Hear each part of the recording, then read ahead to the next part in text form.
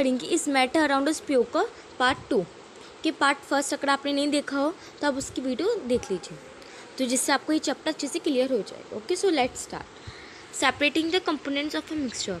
अब जो मिक्सचर है वो दो टाइप्स के होते हैं, हेट्रोजीनियस मिक्सचर और एक होमोजीनियस मिक्सचर। जो हेट्रोजीनियस मिक्सचर है ना, उसको हम हैंड पिकिंग से या फिर सीविंग फिल्ट्रेशन वगैरह से हम उसको सेपरेट कर सकते हैं, पर होमोजीनियस मिक्सचर को हम हैंड पिकिंग वगैरह से सेपरेट नहीं कर सकते हैं। अब हम क्या करेंगे, कुछ एक्टिविटीज़ परफॉर्म करेंगे। अब हमें इस एक्टिविटी में क्या करना है, जो इंक है इंक में से हमें डाई निकालना है। ओके, डाई सेपरेट करना है। तो हम उसके लिए क्या करेंगे, हम उसके लिए क्या करेंगे, बीकर को हाफ फिल करेंगे वाटर से। ओके, उसके बाद हमें उसके ऊपर वॉच ग्लास रखना है उसके माउथ पे, और फ्यू ड्रॉप्स इनकी डालनी है वॉच ग्लास पे।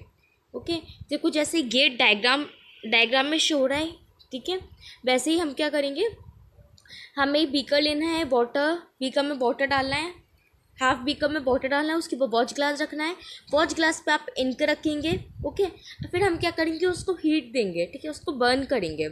हमें ना इनको ना फिर हमें इनको इनडायरेक्टली बर्न करना है, हीट प्रोवाइड करनी है। तो देखोगे जब आप हीट प्रोवाइड करोगे ना, ठीक है, जैसे ये वॉच ग्लास में इनके जैसे आप हीट प्रोवाइड करोगे, इनडायरेक्टली हीट प्रोवाइड करोगे, तो जो इंक है उसमें इवेपोरेशन होने लग जाएगी।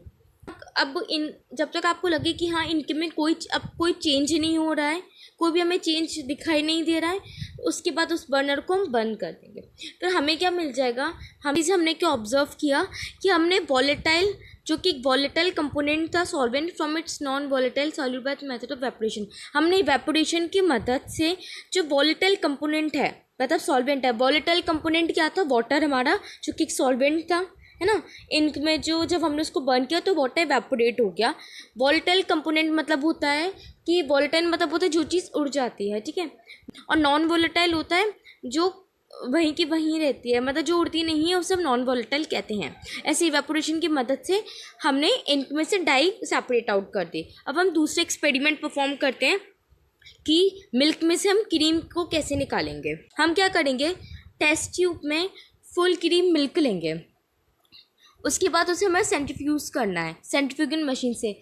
आपने देखा हो कि हमारी जो वॉशिंग मशीन होती है तो उसमें एक ड्रायर होता है, ठीक है, जिससे कपड़े सूख जाते हैं, तो वैसे ही जैसे वो ड्रायर चलता है ना, वैसे हमारी सेंट्रीफ्यूगेशन मशीन चलती है।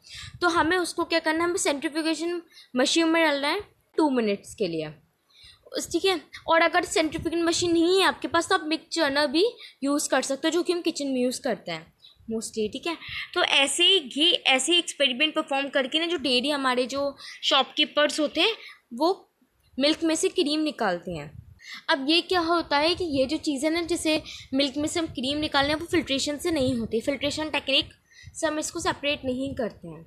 अब इससे क्या होता है, हम देखेंगे जो डेंसर पार्टिकल्स होते हैं ना हमारे, ठीक है, जब हमने उसे सेंट्रीफ्यूगेशन मशीन में रखेंगे ना मिल्क को, हम टेस्ट ट्यूब, तो हम क्या देखेंगे टेस्ट ट्यूब में, तब हम क्या ऑब्जर्व करेंगे, जो डेंसर पार्टिकल्स थे हमारे वो नीचे बैठ जाएंगे और जो लाइटर पार्टिकल्स हैं वो ऊपर हो जाएंगे, ठीक है। तो इसकी मदद से, सेंट्रीफ्यूगेशन की मदद से हम उसको सेपरेट कर लेंगे। अब इसके एप्लीकेशन का मतलब है कि हम इस टेक्निक को और कहाँ कहाँ लगा सकते हैं, कहाँ कहाँ सेपरेशन में लगा सकते हैं। जैसे ब्लड टेस्ट में लगाते हैं, यूरिन टेस्ट में लगाते हैं, ब्लड टेस्ट में लगाते हैं, ठीक है। जो डेयरीज, जो शॉपकीपर्स वगैरह होते हैं वो यूज़ करते हैं, क्रीम में से बटर निकालने के लिए यूज़ करते हैं, वॉशिंग मशीन में यूज़ करते हैं, जिसमें मैंने आपको एग्जांपल बताया था ऑलरेडी। अब हम सेपरेट करेंगे 2 इमिसिबल लिक्विड्स को, ठीक है। अब टू इमिसिबल लिक्विड्स मतलब क्या होता है, इमिसिबल लिक्विड्स होता है, अगर आप देखोगे, अगर आप वाटर में अगर आप ऑयल डालते हो ना, तो आपका ऑयल अलग से, उसकी ऑयल की लेयर आपको दिख जाती है, उसी को हम बोलते हैं 2 इमिसिबल लिक्विड्स, मतलब जो लेयर फॉर्म करते हैं, जो डिज़ोल्व नहीं होता है, लेयर्स फॉर्म करते हैं। अब एक एक्टिविटी उसके लिए क्या परफॉर्म करेंगे, हमें केरोसिन ऑयल लेना है, वाटर में, और इसके लिए हम सेपरेटिंग फनल यूज़ करेंगे। ओके, हमें क्या लेना है, मिक्सचर ऑफ केरोसिन ऑयल लेना है, वाटर लेना है, और इस सेपरेशन के लिए हम सेपरेटिंग फनल यूज़ करेंगे, और उसको कुछ टाइम तक के लिए आपको बिल्कुल रहने देना है ऐसी अनडिस्टर्ब। फिर हम क्या देखेंगे, आपको एक सेपरेट लेयर्स दिखेगी, ठीक है, जैसे ये डायग्रामेटिक है, ये डायग्राम है, ठीक है, ये सेपरेटिंग फनल यूज़ किया गया है, ये यहाँ पे केरोसिन ऑयल, ये है केरोसिन ऑयल है, ये वाटर है। अब हम क्या करेंगे, इसमें जो स्टॉप कॉक है, स्टॉप कॉप को आप धीरे धीरे ओपन करोगे, ठीक है। तो अब क्या होगा, जो वाटर होगा ना वो नीचे आ जाएगा, ठीक है, और निकल जाएगा। और जैसे केरोसिन ऑयल की जो लेयर है वो नीचे तक पहुंचेगी ना, वैसे आप उसको स्टॉप कॉक को बंद कर दोगे। केरोसिन, इससे क्या होगा, जो केरोसिन ऑयल और वाटर हमारे सेपरेट हो जाएंगे, ठीक है। अब हम इसके एप्लीकेशंस देखते हैं। इस एप्लीकेशंस क्या होते हैं इसके, जैसे mixture of oil and water, जैसे अभी हमने परफॉर्म किया था। Extraction of iron from its ore. अब ओर क्या होता है, और वो है जिसे बहुत थाउजेंड ऑफ ईयर्स, मतलब सालों लग जाते हैं, बहुत टाइम लग जाता है ओर को बनने में। उसमें से हम आयरन निकालते हैं, फिर मेटल या नॉन मेटल निकाल सकते हो, ठीक है। उसे हम ओर कहते हैं। जो इमिसिबल लिक्विड्स होते हैं ना वो लेयर्स में सेपरेट होते हैं, ठीक है। हमें लेयर्स दिख जाएगी कि ऑयल की अलग सी लेयर है और वाटर के नीचे अलग सी लेयर है, ठीक। और वो लेयर्स बनती क्यों हैं, क्योंकि वो डेंसिटीज़ के हिसाब से, ठीक है। वाटर की डेंसिटी ज़्यादा होती है ऑयल के कंपैरिजन में, इसलिए वाटर नीचे हो गया और ऑयल ऊपर हो गया। हमें क्या करना है, हमें जो मिक्सचर है सॉल्ट और कैम्फर को, ठीक है, कैम्फर को सेपरेट करना है। यूज़ करेंगे सब्लिमेशन प्रोसेस यूज़ करेंगे। सब्लिमेशन मतलब होता है जब सॉलिड से सीधे गैसियस स्टेट में वो चेंज हो जाता है, उसे हम सब्लिमेशन कहते हैं। जो वॉलेटाइल कंपोनेंट होता है ना, वॉलेटाइल कंपोनेंट मतलब जो उड़ जाता है, तो उसकी हम मदद से सब्लिमेशन की प्रोसेस से हम इसको सेपरेट करेंगे सॉल्ट एंड कैम्फर को। जैसे ये डायग्राम में दिया हुआ है, ठीक। यहाँ पे हमने फर्नल निकाल दिया, इन्वर्टन फर्नल लगा देंगे हम, कॉटन प्लग को बंद कर देंगे। अब आप देखेंगे कि चाइना डिश पे आपने क्या रख दिया, सॉल्ट और कैम्फर का मिक्सचर रख दिया हमने चाइना डिश में। हम क्या देखेंगे कि जो कैम्फर्स में इवेपोरेशन होने लग जाएगा, मतलब वेपर्स फॉर्म हो जाएंगे। तो कैम्फर जो है वो सॉलिड से गैसियस स्टेट में चेंज हो जाता है। ऐसे सॉल्ट और कैम्फर अलग अलग हो जाते हैं। अब हम जो ब्लैक इंक यूज़ करते हैं, आपने देखा होगा ब्लैक पेन से जिससे आप लिखते हो, आपको क्या लगता है वो जो ब्लैक इंक है उसमें सिर्फ एक सिंगल कलर ही होता होगा, एक सिंगल डाई होता होगा, इसलिए वो ब्लैक है? नहीं, ऐसा नहीं होता। इस एक्टिविटी से हम उसको ऑब्जर्व करेंगे, ठीक है। हमें क्या करना है, हमें एक फ़िल्टर पेपर की स्ट्रिप लेनी है। पहले तो स्ट्रिप लेके आप फ़िल्टर पेपर की, उसके बाद हमें 3 सेंटीमीटर की लाइन बनानी है। ये लाइन, वैसे ये लाइन बनानी है 3 सेंटीमीटर की, और इनका स्पॉट उसमें लगा देना है। आपको कम थोड़ा वाटर लेना है, ऐसे डिप करना है कि जो फ़िल्टर पेपर है वो वाटर को थोड़ा सा टच करे, ओके। और उस जार को आप ग्लास रॉड की मदद से या फिर किसी की मदद से उसको आप बंद कर दोगे। अब हम इसमें हम ऑब्जर्व क्या करेंगे, वाटर होता है, ओके। तभी तो वो पहले वाले में भी इवेपोरेट हो गया था, वाटर होता है इसमें। अब इसमें वाटर होता है तो वाटर के एक सॉल्वेंट हो गया, जो आपका डाई होता है वो सॉल्यूबल होता है इन वाटर में वो मिक्स हो जाता है, डिजॉल्व हो जाता है। तो जब वाटर जैसे वो फिल्टर पेपर के ऊपर उठा, वाटर जो ऊपर होने लग गया, राइज होने लग गया ना, तो जो डाई है, डाई के कुछ पार्टिकल से कंपोनेंट सेपरेट हो गए। जो डाई है ना हमारा, वो 2 और मोर कलर से बना होता है, तो वो 2 और मोर कलर्स में वो सेपरेट हो गए, अपने अपने पार्टिकल्स अपने अपने कंपोनेंट्स में सेपरेट हो गए, जो कि वाटर के सॉल्यूबल थे। जो डाई है हमारा वो मिक्सचर होता है 2 और मोर कलर्स का, ठीक है। 2 और बहुत सारे कलर्स होते हैं उसमें, ब्लू हो गया आपका, रेड हो गया, येलो हो गया, बहुत कलर्स हो सकते हैं उसमें। तो अब क्या होगा, जो ज़्यादा सॉल्यूबल होगा ना वाटर के, जो ज़्यादा मोर सॉल्यूबल होगा ना वाटर के, वो ज़्यादा राइज कर जाता है, वो ज़्यादा फास्टर राइज कर जाता है, और ऐसे वो कलर जो है सेपरेट हो जाता है। ये जो एक्टिविटी परफॉर्म की थी वो कैसे जो उसका सेपरेशन का प्रोसेस है उसे हम बोलते हैं क्रोमेटोग्राफी। क्रोमा का मतलब होता है, क्रोमेटोग्राफी में जो क्रोमा है, क्रोमा का मतलब होता है कलर। ये जो पहले है ना सेपरेशन ऑफ कलर्स में यूज़ होता था कि हम कलर्स को कैसे सेपरेट करेंगे, तो वहाँ पे हम क्रोमेटोग्राफी टेक्निक यूज़ करते थे।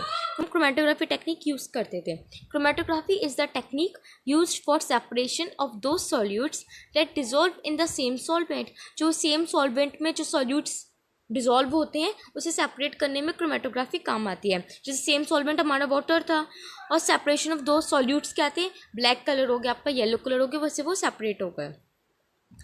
अब इसकी एप्लीकेशंस क्या हैं, जैसे कलर, जैसे अभी हमने परफॉर्म किया, डाई में जो कलर्स है उसको सेपरेट करने में, पिगमेंट्स फ्रॉम नेचर कलर्स और ड्रग्स फ्रॉम ब्लड में जो ड्रग्स होते हैं उसको सेपरेट करने में काम आता है। हम डिस्कस करेंगे कि हम 2 मिक्सेबल लिक्विड्स को सेपरेट कैसे करते हैं। उसके लिए हम क्या करेंगे, हमें डिस्टिलेशन फ्लास्क लेना है और थर्मोमीटर लेना है। 2 इमिसिबल लिक्विड्स मतलब जैसे एसीटोन और वाटर को हम सेपरेट करेंगे। सो हम सेटअप देखते हैं, इसका सेटअप कैसा होगा। हम देखते हैं इसका सेटअप, कि ये है इसका सेटअप। अब इसमें क्या करना है, हमें डिस्टिलेशन फ्लास्क लेना है, ठीक है। ये डिस्टिलेशन फ्लास्क लिया है, उसमें ऊपर आप थर्मोमीटर लगा दोगे और ये कंडेंसर सेटअप है, ठीक। तो अब क्या होगा, जो हमारा एसीटोन होगा वो वेपराइजेज हो जाएगा, वो क्या है, वेपराइजेज हो जाएगा, और जो कंडेंसर जो आउटलेट है उसमें से निकल जाएगा। ये जो कंडेंसर आउटलेट से यहाँ से वेपराइज होकर हमारा जो एसीटोन है वो निकल जाएगा, और वाटर जो है वो रह जाएगा डिस्टिलेशन फ्लास्क में। अब ये जो हमने सेटअप किया था ना, इसको हम क्या बोलते हैं, इसको हम बोलते हैं distillation. This method is called distillation. It is used for the separation of components of mixture containing two miscible liquids. जो two miscible liquids को सेपरेट करने के लिए हम डिस्टिलेशन यूज़ करते हैं, और ये डिस्टिलेशन जो है डिपेंड करता है हमारे बॉइलिंग पॉइंट्स पे। जिस कंपोनेंट्स में डिफरेंस इन बॉइलिंग पॉइंट्स होगा ना, वहाँ हम डिस्टिलेशन करते हैं। और एक होता है फ्रैक्शनल डिस्टिलेशन, एक डिस्टिलेशन का टाइप होता है फ्रैक्शनल डिस्टिलेशन।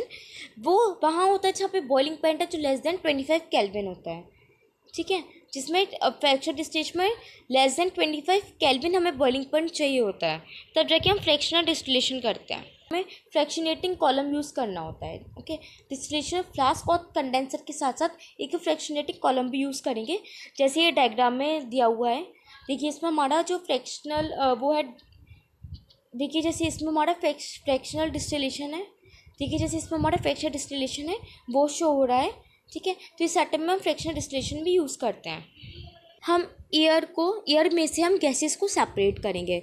तो अब आप क्या करोगे, एयर क्या हमारा होमोजीनियस मिक्सचर है, ठीक है, और उसका हम क्या करेंगे, उसमें हम फ्रैक्शनल डिस्टिलेशन करेंगे, ओके। तो अब हम क्या करेंगे, पहले तो हमें ये एक फ्लो चार्ट है, ठीक है। एयर में से हम गैसेस को कैसे सेपरेट कर सकते हैं, पहले तो एयर को आप कंप्रेस करोगे हाई प्रेशर के साथ हम उसे क्या करेंगे, कंप्रेस करेंगे। उसके बाद वो लिक्विड एयर बन जाएगा, प्रेशर ज़्यादा दोगे आप तो वो लिक्विड बन जाएगा। उसके बाद आप उसको हीट करोगे, मतलब हम टेम्परेचर उसका राइज़ कर देंगे। उसके बाद क्या करेंगे, जो गैसेस होगी वो सेपरेट हो जाएगी अपने बॉइलिंग पॉइंट के हिसाब से, अपने बॉइलिंग पॉइंट की डिफ्रेंसिएशन से वो जो हमारी गैसेस है वो सेपरेट हो जाएगी एयर से। जैसे ही एयर को ऑक्सीजन गैस में से निकाला गया है, हमें क्या करना है, एयर को प्रेशर देना है, उसका प्रेशर इंक्रीज़ करना है, और उसके बाद उसको हीट करना है, उसके बाद उसको कूल डाउन रखने के लिए रख देना है, उसका टेम्परेचर डिक्रीज़ कर देना है। उससे हमें क्या मिलेगा, जो हमारे गैसेस होंगे ना, एयर में जो हमारे गैसेस होंगे वो सेपरेट हो जाएंगे according to the boiling point. इसी को हम बोलते हैं फ्रैक्शनल डिस्टिलेशन। अब हम क्या करेंगे, हम कॉपर सल्फेट को, जो इम्प्योर सैंपल है उसमें से प्योर कॉपर सल्फेट निकालेंगे। उसके लिए हमें क्या करना है, हमें पहले तो इम्प्योर सैंपल लेना पड़ेगा कॉपर सल्फेट का, तभी तो उसमें से हम प्योर कॉपर सल्फेट निकालेंगे। तो उसको हम एक चाइना डिश में रख देंगे। उसके बाद आप उसको वाटर में मिक्स कर दोगे, ठीक है, मिनिमम अमाउंट ऑफ वाटर में आप उसको मिक्स कर दोगे। उसके बाद हमें जो उसको फिल्टर करना है इम्प्योरिटीज़ को, जब उसकी इम्प्योरिटीज़ निकल जाएंगी ना, तो फिर आपको इवेपोरेट करना है वाटर, उसमें से वाटर इवेपोरेट हो जाएगा और कॉपर सल्फेट सॉल्यूशन है वो एक सैचुरेटेड सॉल्यूशन स्टेट में आ जाएगा, ठीक है। मतलब जब आपने उसको इवेपोरेट कर दिया, उसका वाटर निकाल दिया, फिर आप कॉपर सल्फेट सॉल्यूशन जो है उसको सैचुरेटेड सॉल्यूशन में आ जाएगा, कि उससे ज़्यादा सॉल्यूट मिक्स हो ही नहीं सकता था। करेंगे हम उसको कवर कर देंगे उस सॉल्यूशन को फिल्टर पेपर से, और उसको अनडिस्टर्ब छोड़ देंगे। उसके बाद उसे हमें कूल करना है। हमें क्या मिलेगा, क्रिस्टल्स ऑफ कॉपर सल्फेट दिख जाएंगे। ऐसा हमें कहते हैं कि क्रिस्टल्स ऑफ कॉपर सल्फेट दिख जाएंगे, उसे हम क्या बोलते हैं, क्रिस्टलाइजेशन। इस मेथड ऑफ सेपरेशन को हम बोलते हैं क्रिस्टलाइजेशन। हमारा क्रिस्टलाइजेशन है वो यूज़ होता है प्योरीफाई सॉलिड्स को, जो हमारा क्रिस्टलाइजेशन है वो यूज़ होता है सॉलिड्स को प्योरीफाई करने में। जैसे हमने सॉल्ट लिया, ठीक है, सी वाटर में जैसे मैं सॉल्ट निकालना हूँ तो वहाँ पे हम क्रिस्टलाइजेशन यूज़ करेंगे। और जो हमारा क्रिस्टलाइजेशन है वो बेटर होता है हमारी इवेपोरेशन से। इवेपोरेशन में क्या होता है कि कुछ इम्प्योरिटीज़ रह सकती हैं, पर क्रिस्टलाइजेशन में बिल्कुल ही वो प्योर सब्सटेंस हमारे पास आता है, बिल्कुल प्योर सॉलिड हमारे पास हमें मिलता है। अब हम इसके एप्लीकेशंस देखते हैं। प्योरीफिकेशन ऑफ सॉल्ट कर सकते हैं हम सी वाटर से। सेपरेशन ऑफ क्रिस्टल्स, एलम जिसे फिटकरी कहते हैं ना, फिटकरी को हम सेपरेट कर सकते हैं। की मदद से जो हमारा ड्रिंकिंग वाटर है उसको हम सेपरेट करते हैं। ये जो सेटअप है वो है जहाँ से हमारे घर में जो वाटर आता है ना, वो वाटर भी फिल्ट्रेट होके आता है, राइट। वो वाटर भी प्योरीफिकेशन होके आता है। फिर प्योरीफिकेशन का एक प्रोसेस बताए हैं कि हमारे घर में जो वाटर आता है वो प्योरीफाई कैसे होता है, कि जैसे पहले डिजॉल्वर में रखा जाएगा, उसके बाद उसको जो जो बड़े बड़े उसके जो पार्टिकल्स होते हैं उसको हम सेडिमेंटेशन टैंक में रख देते हैं, जिससे जो हमारे जो पेबल्स वगैरह हैं वो सेटल डाउन हो जाते हैं। बाद हम उसको इम्प्योरिटीज़ को अलग कर देते हैं बिल्कुल। फिर हम फिल्ट्रेशन टैंक में डालते हैं और क्लोरीनेशन करते हैं। क्लोरीनेशन क्यों करते हैं? जिससे बैक्टीरियाज वगैरह जो वाटर में जो बचे हैं बैक्टीरियाज वगैरह वो किल हो जाएं और ऐसे हमारे घरों में सप्लाई हो जाती है। Thank you to all, thank you for cooperating with me and keep smiling. Bye, thank you.